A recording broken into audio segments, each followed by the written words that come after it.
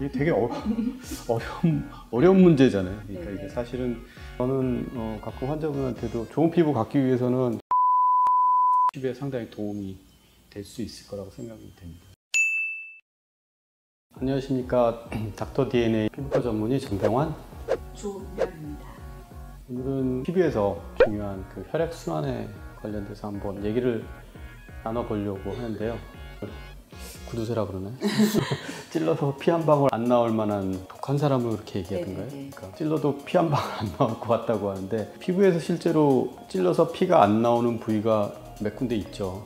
머리카락, 손톱, 눈살, 이런 조직들은 사실은 혈관이 없으니까 찔러도 피가 안 나겠죠. 근데 피부는 혈관에서 혈액순환이 돼야 여러 가지 영양분, 산소 이런 것들을 공급받을 수 있기 때문에 건강한 피부를 위해서 이런 혈액순환은 아주 필수 불가결한, 찔러서 피 한 방울 안 나오는 분들의 피부는 안 좋을 수밖에 없고 건강하지 않다 보면 맞을 것 같아요.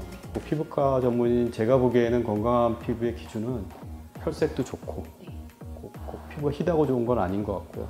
보습이 잘 돼 있는 그런 촉촉한 주름이 없는 피부, 이런 피부가 사실은 되게 좋은 피부라고 생각이 되거든요. 원장님이 생각하시기에는 좋은 피부의 조건은 어떤 건가요? 말씀하신 대로 사실 피부는 우리 몸의 일부이고 내과적인 건강과도 아주 직결돼 있다고 생각을 하고요. 그러니까 보습이 잘 돼 있어서 흔히 말하는 물광이 있다.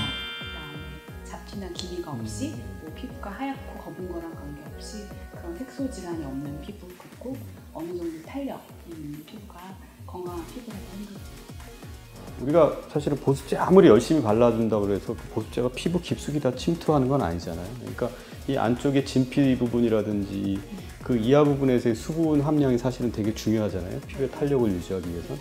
그런데 저는 사실은 이 혈액순환이 최대 관건이 될 수가 있고, 또 혈액순환이 돼야 피부의 진피 부분에서 콜라겐을 만들어준다든지 이런 세포의 대사가 사실은 산소라든지 이런 것, 영양분을 갖고 이제 대사가 이루어져야 되니까 이 혈액순환이 상당히 중요한 것 같아요. 저는 가끔 환자분한테도 좋은 피부 갖기 위해서는 혈액순환을 개선시켜 줄 수 있는 영양제도 먹는 것도 중요하고, 또 적당히 운동도 하고, 또 사실은 스트레스 많이 받으면 혈액순환도 떨어지고 톤이 어두워질 수 있으니까 스트레스 관리도 중요하고, 그러니까 몸의 전반적인 관리가 중요하다고 저는 생각을 하거든요.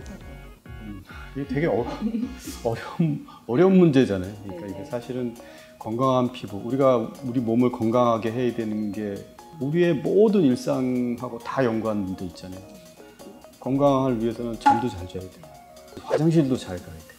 잘 먹어야 되고, 운동도 적당히 해야 되고, 스트레스도 안 받아야 되고, 다 사실은 연관이 돼 있기 때문에 결국 전신의 건강이 피부 건강과 이렇게 직결돼 있기 때문에 다 모든 게 다 연결돼 있다고 보면 맞을 것 같고, 그 중에서도 사실은 혈액순환이 결정적인 역할을 하기 때문에 혈액순환이 사실 피부에 되게 중요하지 않을까 이렇게 생각을 하고, 저는 이제 피부과 의사지만 모발 이식 수술을 하죠. 모발 이식 수술을 할 때 저희는 이렇게 뒤에 두피를 마취를 하고 직접 절개도 하고, 아니면 모발을 뽑아내는 과정에서 출혈이 생기고 하기 때문에 이렇게 수술을 하다 보면 출혈이 잘 안 되는 분, 수술에는 사실은 좋아요. 근데 이게 혈액순환이 안 되는 분들은 보면 모발 이식을 했을 때 생존율이라든지 이런 거 좋지 않을 수도 있기 때문에 더 주의 깊게 수술을 하거든요. 여러 가지 PDRN이라는 주사도 같이 주기도 하고 해서 더 신경을 많이 써야 되기 때문에, 그런 분들 보면은 이제 막 술도 많이 드시고 담배도 많이 피시고 이런 분들이 보면 나이하고 또 상관없게 혈액순환이 잘 안 되는 걸 볼 수가 있거든요. 확실히 그러면은 모발도 가늘고 수술했을 때의 결과도 조금 떨어질 수 있기 때문에 이거는 똑같이 다른 피부에도 적용이 될 수가 있는 것 같아요. 그러니까 결국은 혈액순환이 안 되는 피부라 그러면 이런 어떤 레이저 치료든지 이런 스킨 부스터라든지 이런 효과가 떨어질 수밖에 없는 거예요. 근데 결국 혈액순환을 원활하게 해주는, 운동도 하시고 오메가3 이런 영양제도 드시고 이런 것들이 사실은 피부에 상당히 도움이 될 수 있을 거라고 생각이 듭니다. 이제 여름에서 겨울 되는 이 가을철이 이제 가장 피부가 안 좋아지는 시기라고 생각을 하는데요. 갑자기 날씨도 추워지고 이제 건조해지기 때문인데 사실 건조한 게 이제 제일 크다고 생각이 되고 이럴 때는 보습제가 뭐 조금 더 꼼꼼하게 보습제를 충분히 발라주는 게 중요할 거라고 생각이 됩니다. 네, 두 번째는 자외선 차단제인데요. 이제 사람들이 여름에는 자외선 차단제 엄청 꼼꼼하게 바르고 놀러들 가고 하는데 사실 가을 겨울 되면서 제대로 안 바르는 경우가 많은 것 같아요. 그런데 날씨가 선선해지면서 나들이도 조금 더 많이 하고 야외 활동 많이 하기 때문에 자외선 차단제도 꼭 더 신경 써서 발라주시는 게 중요할 것 같습니다.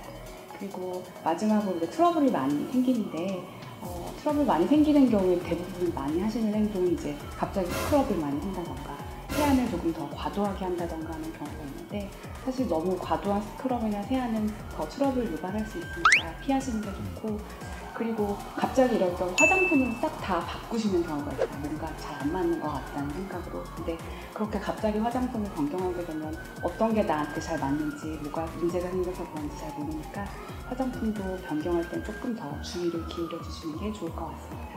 그렇게 해도 계속 뭐 모낭염이라던가 뾰루지, 여드름이 올라오는 경우에는 병원에 오셔서 압출하시거나 하는 관리 꼭 받아보시는 것도 좋고 사실 뭐 약을 뭐 처방해서 바르거나 먹으면 좀 더 빨리 좋아지는 경우가 있기 때문에 이럴 때는 가까운 피부과 병원에 가셔서 뭐 약 처방이나 관리 받아보시는 게 좋을 것 같습니다. 오늘은 피부 건강, 그래서 이제 혈액순환하고 가을철 피부 관리에 대해서 다 얘기를 나눴습니다. 오늘 내용이 도움이 되셨다고 그러면 구독, 좋아요, 댓글, 알림 설정 부탁드립니다. 네, 감사합니다. 감사합니다.